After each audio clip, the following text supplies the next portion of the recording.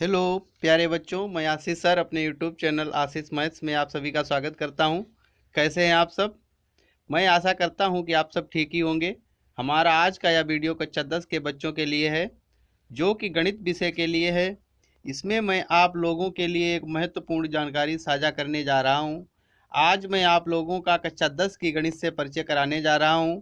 इसमें कक्षा 10 गणित का बोर्ड का पेपर कैसा होगा, कौन सा चैप्टर कितने अंक का आता होगा, आइए हम इसके बारे में जानते हैं। गणित का पूर्णांक 100 होता है, जिसमें 70 अंक की लिखित परीक्षा एवं 30 अंक का प्रोजेक्ट कार्य होता है। इस किताब को 7 इकाइयों में विभाजित किया जाता है।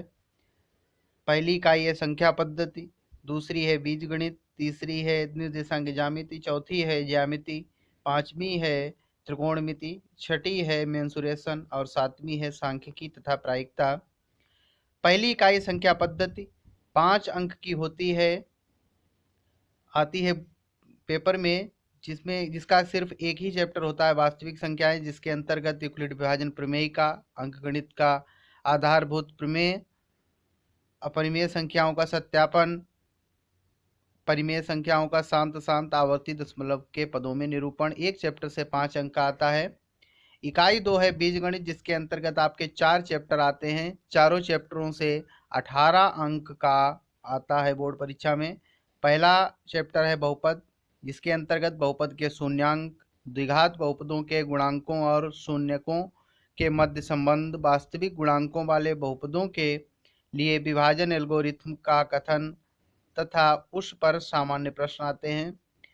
दूसरा चैप्टर है दो चर वाले रैखिक समीकरण युग्म, जिसके अंतर्गत दो चरों में रैखिक समीकरण युग्म और रैखिक युग्म का ग्राफीय विधि से हल, एक रैखिक समीकरण युग्म को हल करने की बीजगणितीय विधि, जिसमें पहली है प्रतिस्थापन विधि, दूसरी विलोपन विधि, तीसरी वज्रगुणन विधि। दो चरों के रैखिक समीकरणों के युग्म में बदले जा सकने वाले समीकरण।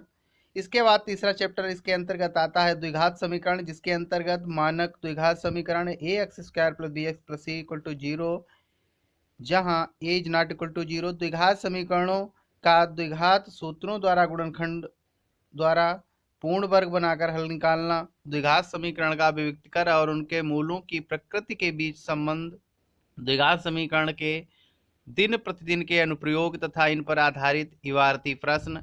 और चौथा चैप्टर आता है समांतर श्रेणियां। समांतर श्रेणियां के अंतर्गत समांतर श्रेणी के n वें पद की व्युत्पत्ति तथा समांतर श्रेणी के प्रथम n पदों का योग, सामान्य जीवन पर आधारित प्रश्नों को हल करने के लिए इसके अनुप्रयोग। इकाई 3 है निर्देशांक ज्यामिति, जिसके अंतर्गत सिर्फ एक ही चैप्टर आता है, जो है 5 अंक का। इसमें चैप्टर आता है रेखा द्विमीय, जिसके अंतर्गत निर्देशांक ज्यामिति की अवधारणा, रैखिक समीकरणों के ग्राफ, दूरी सूत्र, विभाजन सूत्र, आंतरिक विभाजन, विभाजन सूत्र में सिर्फ आंतरिक विभाजन आता है, त्रिभुज के क्षेत्रफल। उसके बाद इकाई 4 है ज्यामिति, जो 12 अंक की आती है, जिसके अंतर्गत कुल मिलाकर 3 चैप्टर आते हैं, जिसमें पहला है समरूप त्रिभुज के परिभाषा, उदाहरण, प्रत्युदाहरण, जिसके अंतर्गत ये प्रमेय आती हैं। उसके बाद दूसरा चैप्टर है वृत्त, वृत्त की स्पर्श रेखा, स्पर्श बिंदु, जिसमें सिर्फ 2 ही प्रमेय पढ़ाई जाती हैं। वृत्त की स्पर्श रेखा स्पर्श बिंदु से होकर जाने वाली त्रिज्या पर लंब होती है। दूसरी है किसी बाह्य बिंदु से खींची गई 2 स्पर्श रेखाओं की लंबाइयां बराबर होती हैं।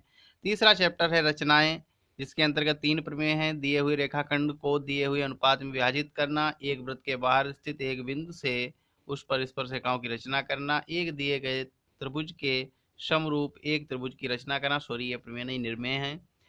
उसके बाद इकाई 5 है त्रिकोणमिति, जो 12 नंबर की आती है कुल मिला के, जिसके अंतर्गत 3 चैप्टर आते हैं। नंबर 1 है त्रिकोणमिति का परिचय, इसके अंतर्गत समकोण त्रिभुज के न्यून कोणों के त्रिकोणमिति अनुपात, 0 डिग्री और 90 डिग्री के त्रिकोणमिति अनुपात, त्रिकोणमिति अनुपातों के मान 30 degree, 45 degree, 60 degree, 0 degree, 90 degree, उनके बीच संबंध।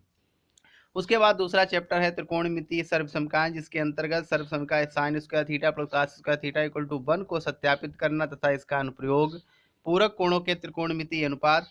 उसके बाद तीसरा चैप्टर आता है ऊंचाई और दूरी, जिसके अंतर्गत उन्नयन कोण, अवनमन कोण, ऊंचाई और दूरी पर साधारण प्रश्न। प्रश्न 2 समकोण त्रिभुजों से अधिक नहीं होना चाहिए। उन्नयन अवनमन कोण केवल 30 डिग्री, 45 डिग्री तथा 60 डिग्री होने चाहिए। उसके बाद आती है इकाई 6 मेंसुरेशन, जिसके अंतर्गत 2 चैप्टर आपके आते हैं और दोनों चैप्टरों से कुल मिलाकर 8 अंक का आपकी बोर्ड परीक्षा में आता है। पहला चैप्टर है वृत्तों से संबंधित क्षेत्रफल। वृत्त का क्षेत्रफल, वृत्त के त्रिज्यखंड तथा वृत्तखंड के क्षेत्रफल, उपर्युक्त समतल आकृतियों के संयोजनों के क्षेत्रफल। प्रश्न केवल केंद्रीय कोण 60 डिग्री, 90 डिग्री और 120 डिग्री के हों। दूसरा चैप्टर है पृष्ठीय क्षेत्रफल और आयतन, जिसके अंतर्गत निम्नलिखित किन्हीं द्वारा संयोजित समतल आकृतियों का पृष्ठीय क्षेत्रफल तथा आयतन, घन, घनाभ, गोला, अर्धगोला और लंब वृत्तीय विलयन, शंकु, शंकुछिन्नक, एक तरह के धात्विक ठोस का दूसरे में परिवर्तित करने से संबंधित प्रश्न तथा दूसरे मिश्रित प्रश्न। उसके बाद आती है इकाई 7 जो है सांख्यिकी तथा प्रायिकता, जो इसके अंतर्गत 2 चैप्टर आते हैं। दोनों चैप्टरों से कुल मिलाकर बोर्ड परीक्षा में आपके 70 अंक आते हैं, तो सॉरी 10 अंक का आता है कुल मिला के दोनों चैप्टरों से। जिसमें पहला चैप्टर है सांख्यिकी, वर्गीकृत आंकड़ों का माध्य, माध्यिका तथा बहुलक, संचयी, बारंबारता, ग्राफ। और दूसरा चैप्टर है प्रायिकता, प्रायिकता की सैद्धांतिक परिभाषा, एकल घटना पर आधारित सामान्य प्रश्न।